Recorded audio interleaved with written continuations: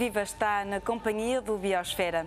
Hoje vamos analisar várias formas de produção autónoma de energia. A energia eólica ou solar são fontes energéticas renováveis mais ou menos conhecidas. Sabia que pode colocar um gerador eólico em sua casa? Captar a água da chuva foi um método ancestral que se perdeu face à facilidade de abrir uma torneira e ter água em abundância. O deslate chega ao ponto de vermos jardins públicos a serem regados com água potável. É preciso inverter a tendência de consumo e apostar em formas de ecoeficiência. Produção autónoma através do vento, do sol ou mesmo de pequenas linhas de água são uma realidade que os portugueses já podem usufruir, mas apesar de novos sistemas de produção, a tónica deverá ser na poupança.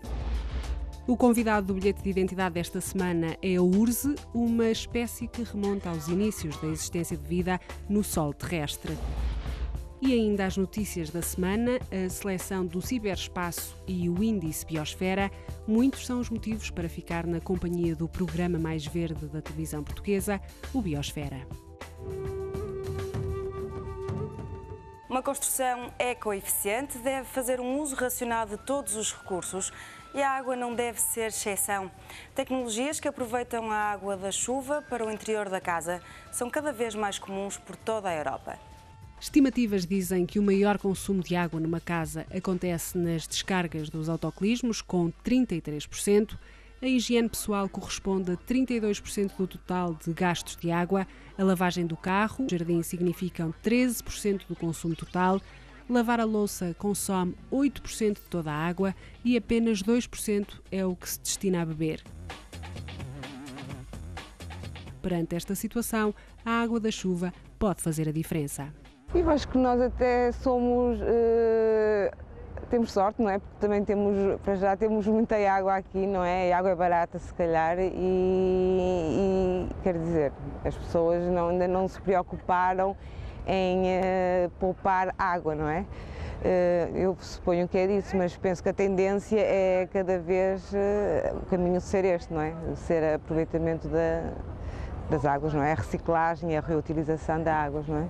Atualmente, toda a água que utilizamos para lavar a roupa, regar o jardim ou mesmo descarregar o autocolismo é potável. A água da chuva, não sendo própria para consumo, serviria perfeitamente esses fins. O primeiro faz só a recolha da água da chuva, portanto, a partir das caleiras dos telhados, não é?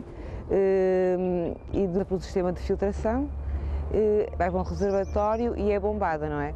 Esta água normalmente é utilizada para a lavagem das áreas exteriores, para a rega dos jardins e de carros. O outro sistema faz a recolha também da água da chuva a partir das caleiras, simplesmente é canalizada para dentro de casa, para os autocolismos e para a máquina de lavar a roupa, que devido às suas características da água, não é?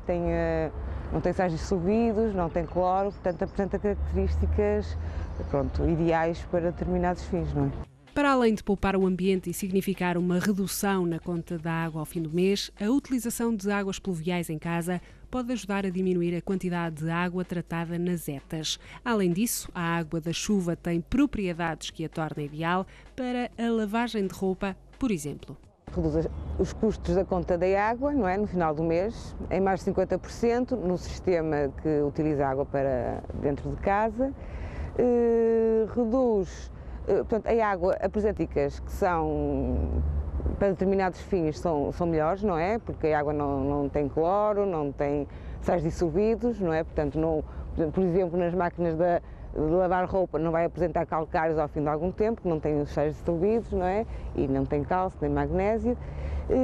Também a nível ambiental apresenta vantagens porque vai reduzir os custos de investimento nas etas, não é? No tratamento de uma água para ser potável e nas alturas das grandes chuvas. Portanto, os impactos nos coletores das águas pluviais também ficam muito minimizados, não é?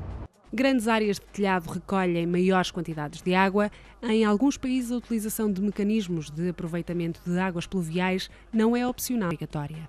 A água que cai nos telhados, não é? Toda a água que cai nos telhados, portanto, é conduzida pelas caleiras e o aproveitamento faz-se a partir da água que sai das caleiras, não é? Tem um sistema de filtração e depois a água é conduzida para o reservatório, não é? No reservatório tem uma bomba submersível que depois, pronto, conduz a água para onde for necessário, não é? Ou para a rega ou para as casas, não é? Autocolismos, se for esse o sistema adotado, não é? Claro que tudo depende, a quantidade de água recolhida depende da área do telhado, não é? A promessa que acompanha este tipo de sistemas é que, havendo pluviosidade suficiente, todas as necessidades de água não potável ficam supridas. Ao fim de 3 anos, no máximo, não é? Este investimento está pago, não é? A partir daí é só poupar água. As necessidades numa casa de água potável são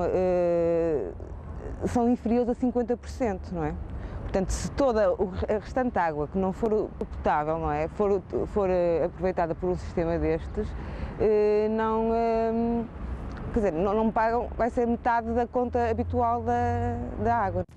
O consumo de energia no lar representa cerca de 14% do consumo energético total em Portugal.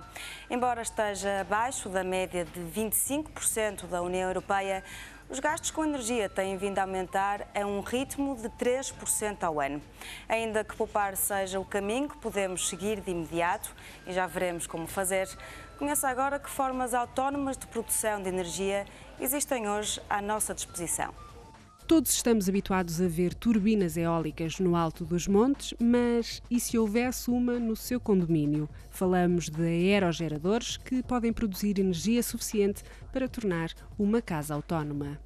Este aerogerador pode andar com uma torre entre os 12 e os 14 metros, portanto não necessita de grande altura, não precisa de grande infraestrutura, é que levar por aí simplesmente ali um maciço em betão, depois consoante a potência do equipamento e o peso dele. De resto é instalado num dia, um dia para instalar o aerogerador, mais um dia para instalar a parte elétrica, tudo que são retificadores de acumulação, se a tiver, e reguladores, mais nada. O cliente em 2 dias fica a ter a produção de energia a funcionar. É uma possibilidade que qualquer cidadão ter um aerogerador para produzir energia para a sua habitação e ainda tem uma possibilidade de vender, neste caso, à rede. Esta é uma solução sempre possível, desde que haja vento e sempre que haja autorização. Há aqui uma desvantagem que é preciso reconhecer que a temos, não é? É real. Pode ser montada num sítio onde tenha vento mais ou menos constante. O ideal é constante, mas se não tiver mais ou menos constante, terá que ser feito os cálculos de outra maneira. Isto requer, depois, consoante cada Câmara de cada Conselho, dar ou não autorização só pela questão de impacto ambiental. De resto, não vejo mais entrave nenhum se for para produção para nós próprios. Para muitos, o solar fotovoltaico é, a par da energia eólica, a melhor solução para a produção própria de energia. Para produzirmos 1 kW de energia em termos de produção eólica, o investimento é menos de metade, quase. Portanto, o fotovoltaico, como sabe,